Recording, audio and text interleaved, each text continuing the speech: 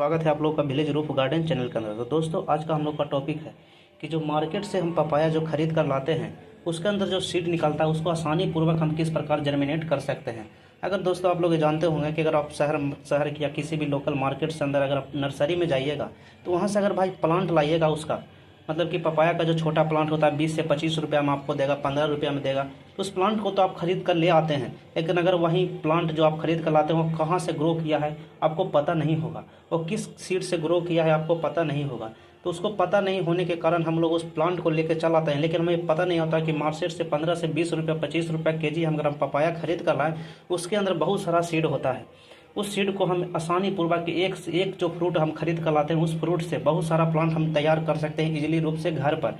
तो इसको जर्मिनेट करने के लिए दोस्तों हमें सबसे पहले ये देखना पड़ेगा कि अगर हम ठंड के अंदर सीड को लाते हैं मतलब कि ठंड के अंदर पपाया को खरीद कर लाते हैं तो उस सीड को जर्मिनेट हम आसानी पूर्वक नहीं कर सकते हैं, क्योंकि ठंड के अंदर इसका जर्मिनेशन नहीं होता आसानी से। तो दोस्तों अगर आप जैसे ही ठंड के अंदर अगर आप खरीद कर पपाया अगर लाते हैं तो उस बीज को निकाल कर किसी भी ऐसे स्थान पर रखते हैं जहाँ पर लाइट आ रही होती है, जिसके कारण वहाँ से फंगस उस सीड पर नहीं लगता है, उस सीड वाइबल हो जाता है। लेकिन अगर दोस्तों मतलब कि जो सीड है उसको हम किसी भी ऐसे मॉइस्चर वाले एरिया पर रख देंगे जहाँ पर सीड फंगस लग जाएगा तो सीड खराब हो सकती है।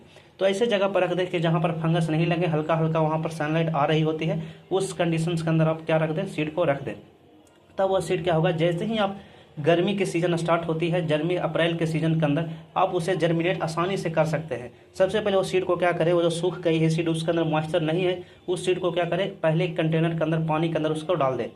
कम से कम उसके अंदर 45 से 48 घंटा मतलब कि 2 दिन के अंदर तक उसको पानी में रहने दें। पानी के निकालने के बाद उसको टिश्यू पेपर मेथड या आसानी पूर्वक, आपके पास टिश्यू पेपर नहीं है तो कोई दिक्कत नहीं है, आसानी पूर्वक उसे मिट्टी में सो करें। मिट्टी में इस प्रकार सो करें कि मिट्टी का जो है समतल कर मिट्टी को किसी भी गमले में या किसी भी एरिया के अंदर आप गार्डन के अंदर मिट्टी को समतल कर दें। मिट्टी को समतल करने के बाद उसके ऊपर ये बीज है मिट्टी को भुरभुरी कर समतल कर लें। उसके बाद ये बीज को आसानी पूर्वक कम से कम 1-1 इंच के दूरी पर या एक ऐसे ही बुआई कर दें। आपके पास अगर बहुत सारा ज़्यादा बीज है तो ऐसे ही आप बुआई कर सकते हैं। उस कंडीशन में बुआई करने के बाद क्या होगा कि उसके ऊपर राख जो होता है, राख लकड़ी का राख होता है, उसको आप धीरे धीरे फैला दें। अब पानी किस प्रकार दें, पानी हल्का हल्का पानी दें, क्योंकि वहाँ पर सीड जो होती है सीड क्या कर जाए, सीड ज़्यादा मॉइस्चर के कारण वो सीड डिकम्पोज मतलब कि सड़ नहीं जाना चाहिए, सड़ना नहीं चाहिए, इसलिए उसके अंदर पानी हल्का हल्का फवारा के रूप में हम देना चाहिए। मतलब कि पानी का मॉइस्चर सिर्फ उसके अंदर मेंटेन रहना चाहिए, क्योंकि वह ये हमेशा याद रखिए कि जो सीड शो करे वो हमेशा सनलाइट के एरिया के अंदर शो करे जहाँ पर सनलाइट आता है, क्योंकि सीड जर्मिनेशन के लिए सनलाइट भी उपयोगी होता है।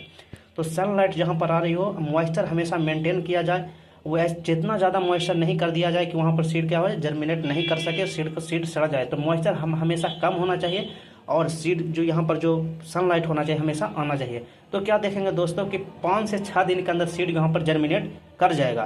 तो सीड जर्मिनेट करने के बाद ये हम ऐसे ही नहीं बोल रहे हैं, मैंने इसको प्रैक्टिकल किया है, इस प्रकार हम बता रहे हैं। ये देखिए दोस्तों आपके सामने है, मैंने इस प्रकार का कंटेनर लिया था। इस प्रकार कंटेनर लेने के बाद आप लोग देख रहे हैं कि यहाँ पर हम सीड को शो किए थे। सीड शो करने के बाद देखने हाई कैपेसिटी में यहाँ पर जर्मिनेशन हमें देखने को मिला है। तो इस प्रकार का जर्मिनेशन हो जाएगा।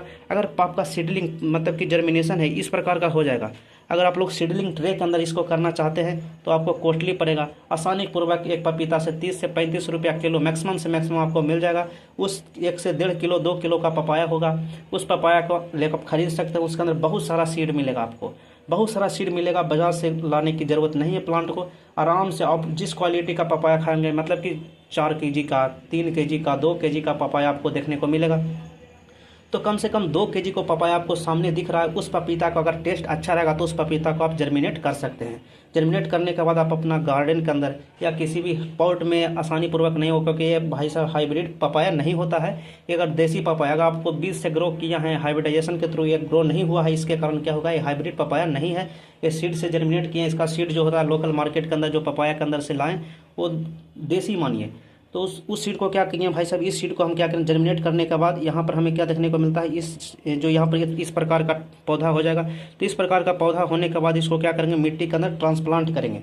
ट्रांसप्लांट करने से ध्यान रखें कि इसका जो बाउल होता है, मिट्टी बाउल, जब बाउल यहाँ पर से टूटना नहीं चाहिए। तो जर्मिनेशन देख रहे हैं दोस्तों इसका कितना हाई जर्मिनेशन हुआ है।